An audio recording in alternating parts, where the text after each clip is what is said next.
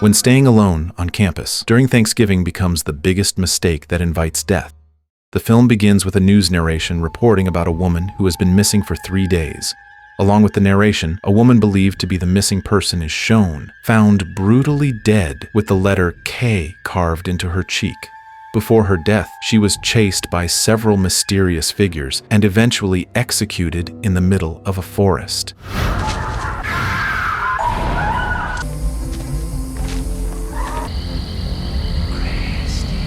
It is revealed that those responsible for her death are a cult or a deviant sect with twisted beliefs. They believe that innocent and moral women must be eliminated for the sake of their cult. Christie is the term they use to refer to such innocent and moral women. This cult deeply hates the Christies because they think these women live normal lives and must be taught that the world is actually a place full of violence. The woman shown at the beginning of the story is not the first victim of this cult. Previously, the sect had hunted and killed many innocent women in extremely cruel ways. Their goal is to spread violence while destroying the innocence of their victims. In every operation, the cult stalks their targets first and only begins the hunt when the time they consider right has arrived. After a victim is killed, they carve the letter K on her cheek as a symbol that a Christie has been successfully eliminated. Throughout the hunting process, all of their actions are recorded and then uploaded as proof of their kills on forbidden websites. Then the scene shifts to a college student named Justine, who is spending time with her boyfriend, Aaron. Justine is portrayed as an accomplished, independent, and hardworking student. Thanks to her intelligence and dedication, she has earned a full scholarship with top grades and is also active in various campus activities, including sports. Get how to break it down. Well, I can't get a B in this class. It was all about unforeseen outcome. God does not play dice with the universe. Despite her busy academic schedule, Justine still makes time to work part-time to support her daily needs without depending on others. Don't work too hard, huh? You could turn him off. I'm almost done. On campus, Justine is known as a talented and friendly student who is liked by many people.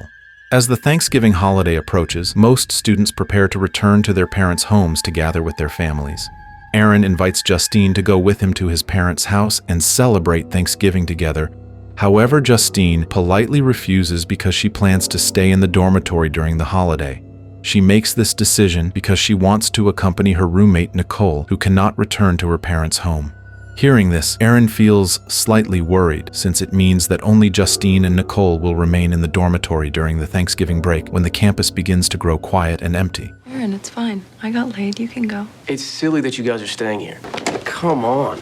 You're the one who opted out. No, you have to get a head start, remember? Then the time comes for Aaron to say goodbye to Justine. Before parting with Aaron, who is about to return to his parents' house, Justine asks him to record a message of affection for her. I want you to stay. I love you, Justine.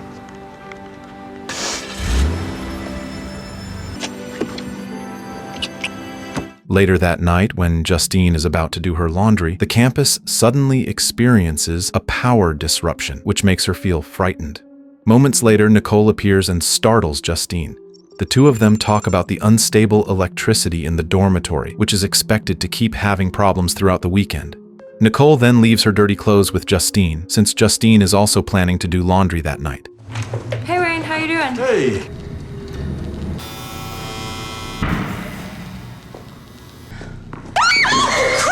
Are these gonna do this all weekend? Yeah, that's what I heard. Do you have room for one more?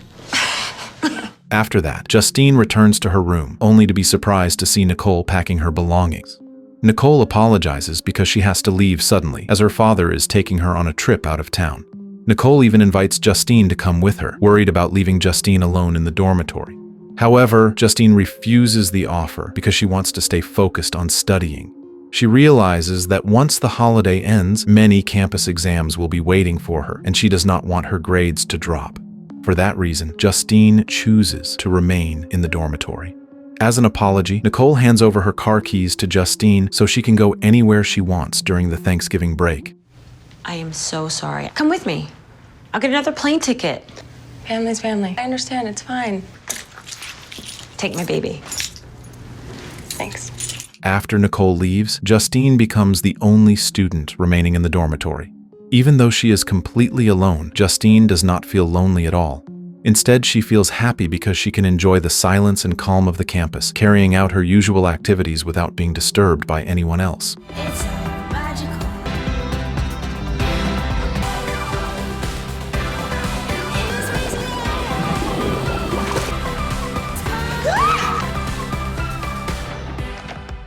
Oh, it's really quiet here. It's really peaceful.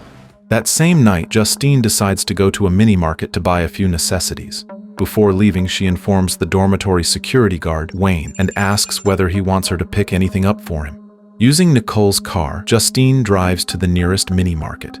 There, she meets a woman named Violet, who appears mysterious and suspicious.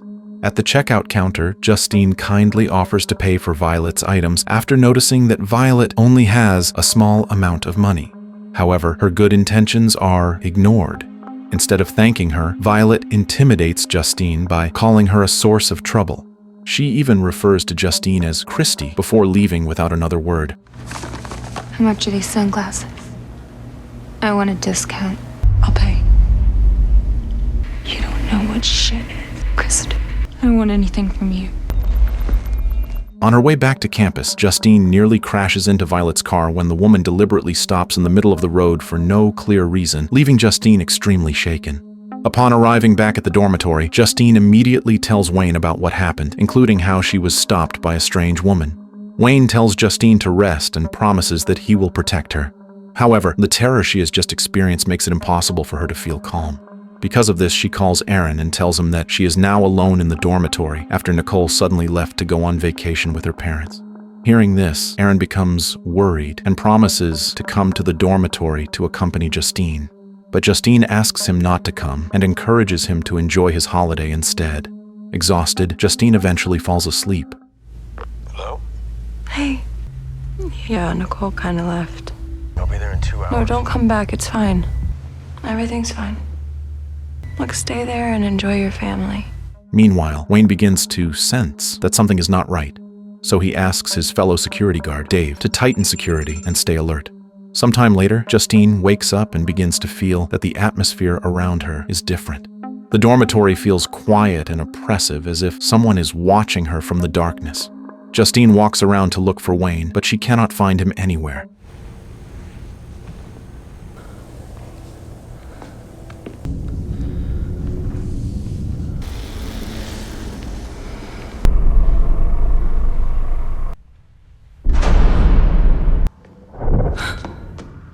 She then returns to her room, and from the window she sees Wayne patrolling the area outside the campus. Justine tries to call out to Wayne, but he does not respond. When she turns to her laptop, Justine realizes that it has been hacked and is displaying a video of a woman being tortured. Panicking, Justine tries to fix the laptop, but suddenly Violet appears behind her. It is revealed that Violet is one of the members of a deviant cult that hates innocent women. That is why Violet previously called Justine Christy, because she considers Justine to be innocent and kind-hearted. Feeling threatened, Justine immediately runs to look for a way out. Unfortunately, the exit door has already been locked by Violet. Moments later, Wayne arrives and tries to open the door so that Justine can escape. However, his attempt ends tragically when a masked man appears and brutally kills Wayne.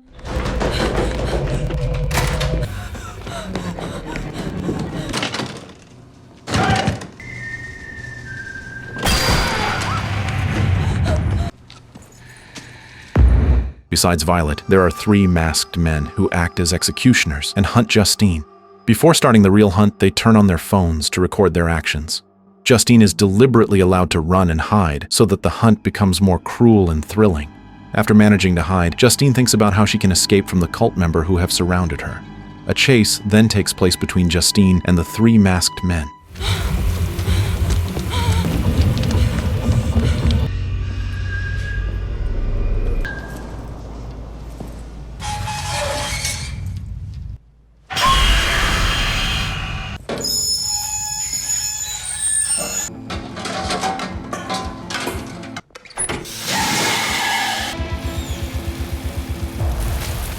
Several times Justine tries to use public telephones, but the cult members have already cut the phone lines on campus.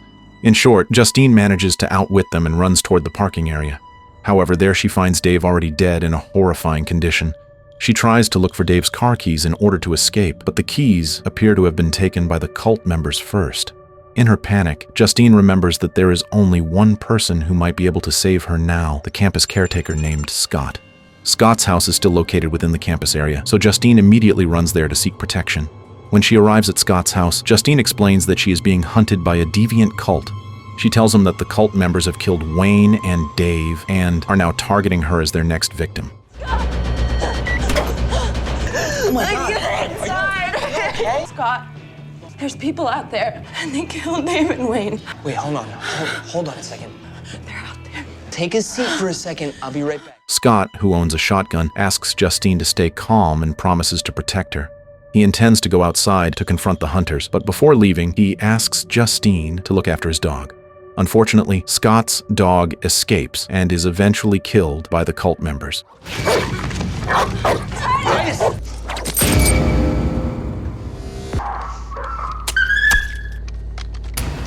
Oh my dog. He's got my baby. As fear continues to rise, Justine asks to use Scott's phone to call the emergency number 911. The death of his beloved dog makes Scott furious and lose control. His reckless action, driven by emotion, leaves him vulnerable, and he is eventually captured and killed by being hanged alive by the cult member. Got you, you son of a bitch. Scott! During her escape, Justine tries to contact the emergency service 911 to ask for help. However, all signals around the campus have already been intercepted and hacked by Violet. Soon after, Justine receives a video message from Violet showing footage of Justine's own movements. From this recording, it is revealed that Justine has actually been targeted by the Deviant cult since her first encounter with Violet at the mini-market. When she becomes trapped inside the library, Justine quickly sets the alarm on her phone and throws it in another direction. This action successfully distracts the cult member, giving Justine a chance to escape.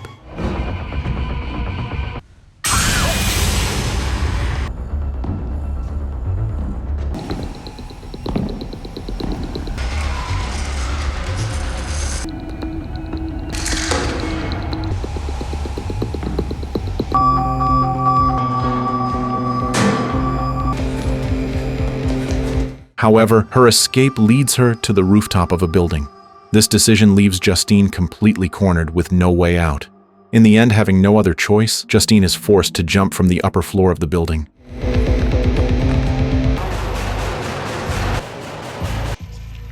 Pretty car. Fortune seems to remain on Justine's side. Although she sprains her leg from the fall, she survives and is still able to get back on her feet. Shortly afterward, she sees Aaron arrive on campus and immediately runs toward her boyfriend. Unfortunately, Aaron mistakenly thinks that Violet is Justine. By the time Justine reaches him and begs him to leave the place at once, it is already too late. Aaron, who has no idea what is really happening, is killed in a brutal manner. Aaron! Josh. Come here, we have to go. We have to go. Aaron! Come here. What the? No! Witnessing the death of the man she loves, Justine's anger explodes. She drives her car into one of the masked men who blocks her path, killing him.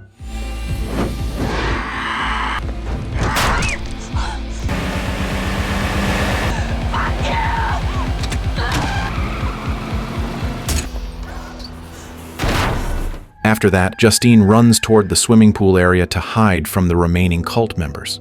There, she listens again to Aaron's recorded voice message, which strengthens her resolve to avenge his death. Now, Justine decides to stop running. She realizes that the only way to survive is to fight back.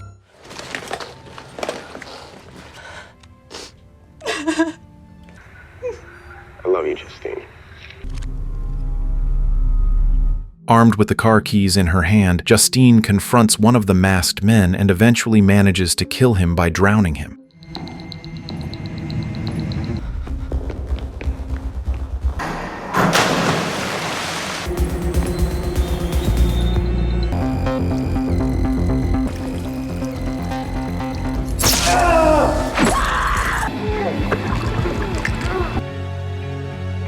At this point, only one masked man and Violet remain to be eliminated. Then Justine takes a baseball bat from one of the cult member who has already been killed and attaches several nails around it so it can be used as a weapon. She prepares this weapon to face the remaining cult members who are still roaming around. After that, Justine patiently waits for the last masked man to appear. Long story short, Justine manages to kill the final masked man.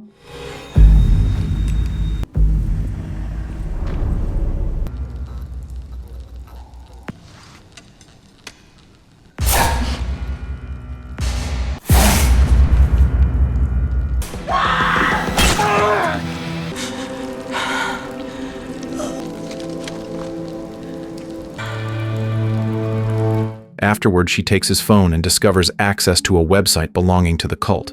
On the site, she sees cult members from different regions posting the results of their hunts.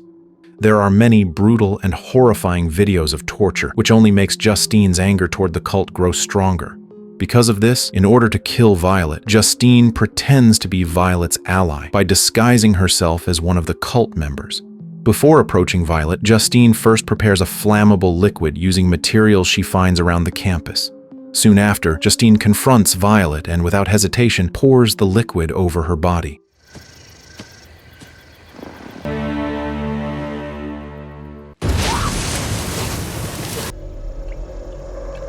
What is this? You have nothing. They're all dead.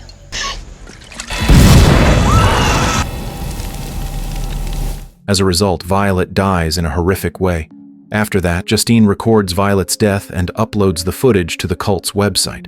Through this upload, Justine declares to all the cult members on the site that they have been defeated by the very figure they have been hunting all along, Christy. Since then, Justine gives her statement and testimony to the police about all the crimes committed by the Deviant cult.